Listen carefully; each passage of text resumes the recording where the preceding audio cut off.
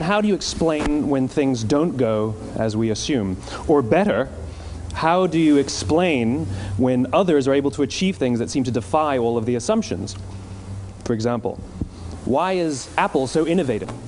Year after year after year after year, they're more innovative than all their competition. And yet, they're just a computer company. They're just like everyone else. They have the same access to the same talent, the same agencies, the same consultants, the same media. Then why is it that they seem to have something different? Why is it that Martin Luther King led the civil rights movement? He wasn't the only man who suffered in a pre-civil rights America, and he certainly wasn't the only great orator of the day. Why him? And why is it that the Wright brothers were able to figure out controlled powered manned flight when there were certainly other teams who were better qualified, better funded, and they didn't achieve powered manned flight, and the Wright brothers beat them to it? There's something else at play here. About 3.5 years ago, I made a discovery, and this discovery profoundly changed my view on how I thought the world worked, and it even profoundly changed the way in which I operate in it. As it turns out, there's a pattern. As it turns out, all the great and inspiring leaders and organizations in the world, whether it's Apple or Martin Luther King or the Wright brothers, they all think, act, and communicate the exact same way, and it's the complete opposite to everyone else. All I did was codify it. And it's probably the world's simplest idea. I call it the golden circle.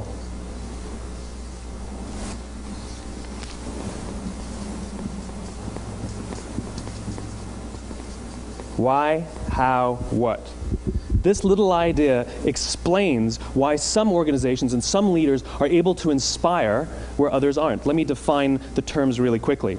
Every single person, every single organization on the planet knows what they do, 100%. Some know how they do it, whether you call it your differentiating value proposition or your proprietary process or your USP. But very, very few people or organizations know why they do what they do. And by why, I don't mean to make a profit. That's a result. It's always a result. By why, I mean what's your purpose? What's your cause? What's your belief? Why does your organization exist? Why do you get out of bed in the morning? And why should anyone care? Well, as a result, the way we think, the way we act, the way we communicate is from the outside in. It's obvious. We go from the clearest thing to the fuzziest thing.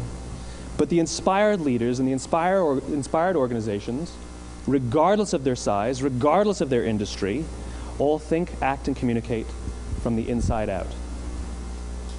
Let me give you an example. I use Apple because they're easy to understand and everybody gets it.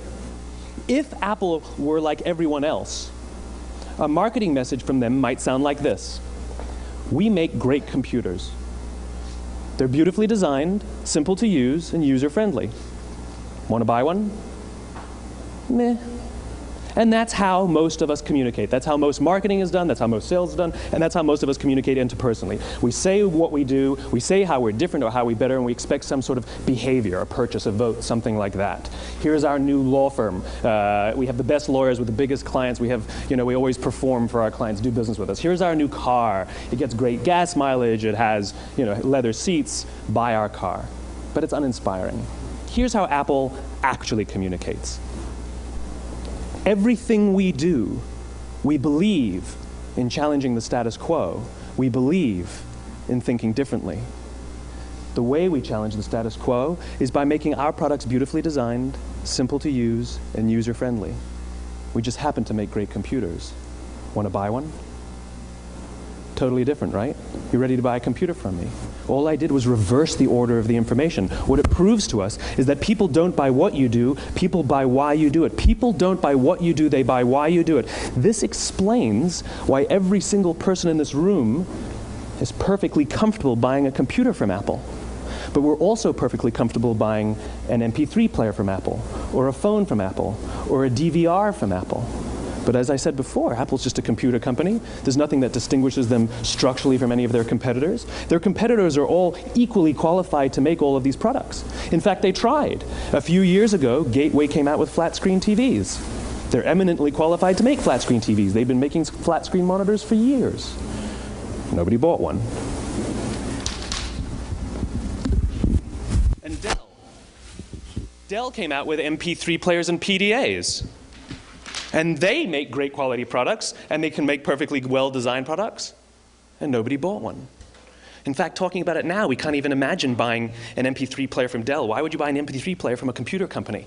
But we do it every day. People don't buy what you do, they buy why you do it.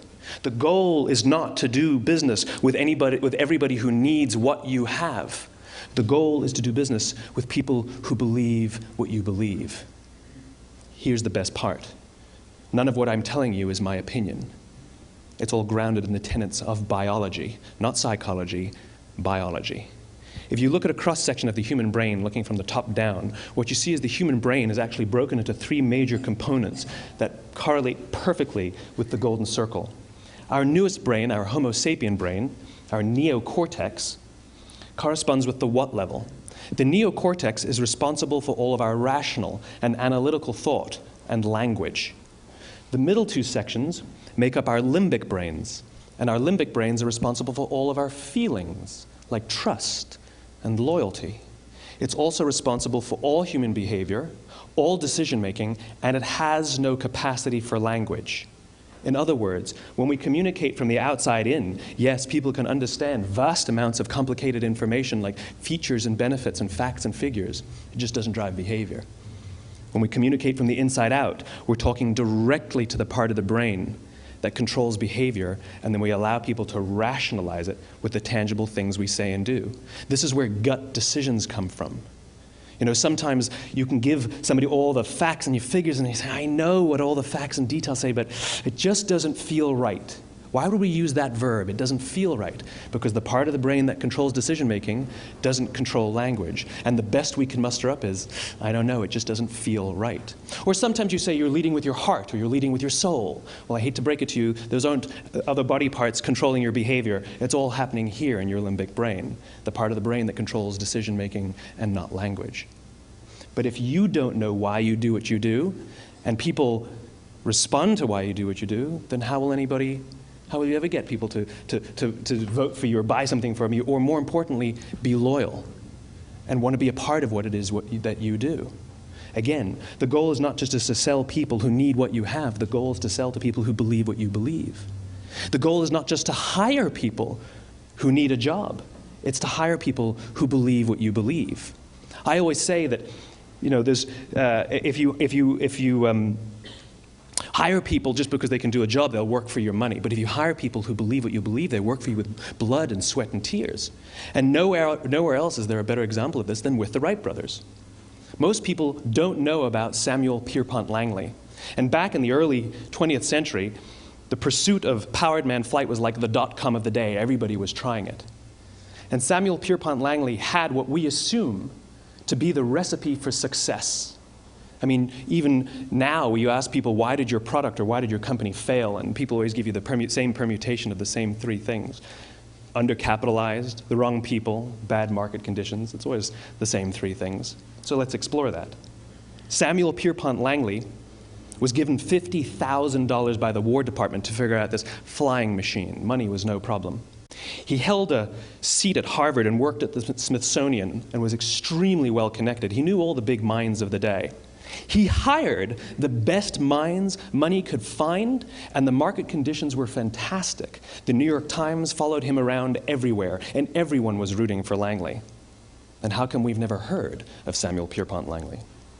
A few hundred miles away in Dayton, Ohio, Orville and Wilbur Wright. They had none of what we consider to be the recipe for success. They had no money. They paid for their dream with the proceeds from their bicycle shop.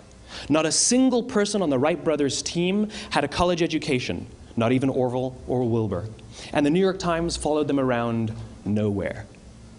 The difference was Orville and Wilbur were driven by a cause, by a purpose, by a belief. They believed that if they could figure out this flying machine, it'll change the course of the world. Samuel Pierpont Langley was different. He wanted to be rich and he wanted to be famous. He was in pursuit of the result. He was in pursuit of the riches. And lo and behold, look what happened. The people who believed in the Wright brothers' dream worked with them with blood and sweat and tears. The others just worked for the paycheck. And they tell stories of how every time the Wright brothers went out, they would have to take 5 sets of parts because that's how many times they would crash before they came in for supper. And eventually, on December 17th, 1903, the Wright brothers took flight. And no one was there to even experience it. We found out about it a few days later. And further proof that Langley was motivated by the wrong thing, the day the Wright brothers took flight, he quit. He could have said, "That's an amazing discovery, guys. Now we'll improve upon your technology." But he didn't. He wasn't first. He didn't get rich. He didn't get famous. So he quit. People don't buy what you do, they buy why you do it. And if you talk about what you believe, you will attract those who believe what you believe. Well, why is it important to attract those who believe what you believe? Something called the law of diffusion of innovation. And if you don't know the law, you definitely know the terminology. The first 2.5% of our population are our innovators. The next 13.5% of our population are our early adopters. The next 34% are your early majority, your late majority, and your laggards. The only reason these people buy touch-tone phones is because you can't buy rotary phones anymore. We all sit at various places at various times on the scale, but what the law of diffusion of innovation tells us is that if you want mass market success or mass market acceptance of an idea, you cannot have it until you achieve this tipping point between 15 and 18% market penetration, and then the system tips. And I love asking businesses, what's your conversion on new business? And they love to tell you, oh, it's about 10%, proudly. Well, you can trip over 10% of the customers. We all have about 10% who just get it. That's how we describe them, right? That's like that gut feeling, oh, they just get it. The problem is, how do you find the ones that just get it before you're doing business with them versus the ones who don't get it? So it's this here, this little gap, that you have to close, as Geoffrey Moore calls it, crossing the chasm. Because you see, the early majority will not try something until someone else has tried it first. And these guys, the innovators and the early adopters, they're comfortable making those gut decisions. They're more comfortable making those intuitive decisions that are driven by what they believe about the world, and not just what product is available. These are the people who stood online for 6 hours to buy an iPhone when they first came out, when you could have just walked into the store the next week and bought one off the shelf. These are the people who spent $40,000 on flat-screen TVs when they first came out, even though the technology was substandard. And by the way, they didn't do it because the technology was so great. They did it for themselves. It's because they wanted to be first. People don't buy what you do, they buy why you do it. And what you do simply proves what you believe. In fact, people will do the things that prove what they believe. The reason that person bought the iPhone in the first 6 hours, or stood in line for 6 hours, was because of what they believed about the world and how they wanted everybody to see them. They were first. People don't buy what you do, they buy why you do it. So let me give you a famous example, a famous failure and a famous success of the law of diffusion of innovation. First, the famous failure. It's a commercial example.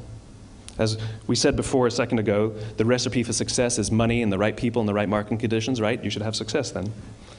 Look at TiVo. From the time TiVo came out about 8 or 9 years ago to this current day, they are the single highest quality product on the market. Hands down, there is no dispute. They were extremely well funded. Market conditions were fantastic. I mean, we use TiVo as a verb. I TiVo stuff on my piece of junk Time Warner DVR all the time. But TiVo is a commercial failure. They've never made money. And when they went IPO, their stock was at about $30 or $40 and then plummeted, and it's never traded above 10. In fact, I don't think it's even traded above 6, except for a couple of little spikes. Because you see, when TiVo launched their product, they told us all what they had.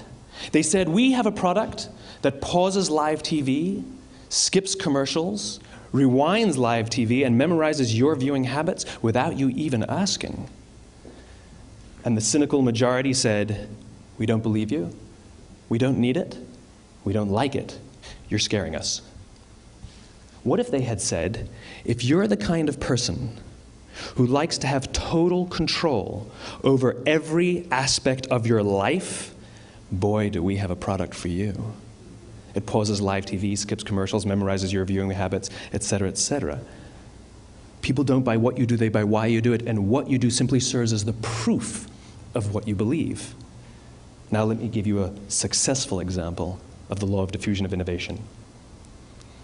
In the summer of 1963, 250,000 people showed up on the Mall in Washington to hear Dr. King speak.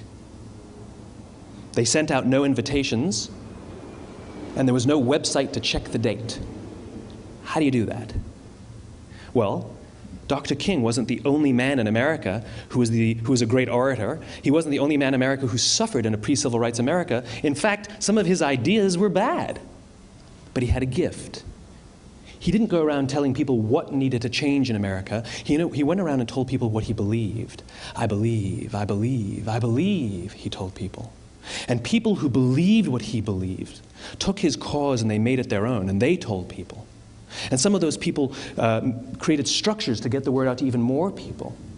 And lo and behold, 250,000 people showed up on the right day, on the right time to hear him speak. How many of them showed up for him? 0. They showed up for themselves. It's what they believed about America that got them to travel on a bus for 8 hours to stand in the sun in Washington in the middle of August. It's what they believed, and it wasn't about black versus white. 25% of the audience was white. Dr. King believed that there were 2 types of laws in this world, those that are made by a higher authority and those that are made by man. And not until all the laws that are made by man are consistent with the laws that are made by the higher authority will we live in a just world. It just so happens that the civil rights movement was the perfect thing to help him bring his cause to life. We followed him not for him, but for ourselves. And by the way, he gave the I have a dream speech, not the I have a plan speech. Listen to politicians now with their comprehensive 12-point plans. They're not inspiring anybody. Because there are leaders and there are those who lead. Leaders hold a position of power or authority, but those who lead inspire us. Whether they're individuals or organizations, we follow those who lead not because we have to, but because we want to. We follow those who lead not for them, but for ourselves. And it's those who start with why that have the ability to inspire those around them or find others who inspire them. Thank you very much.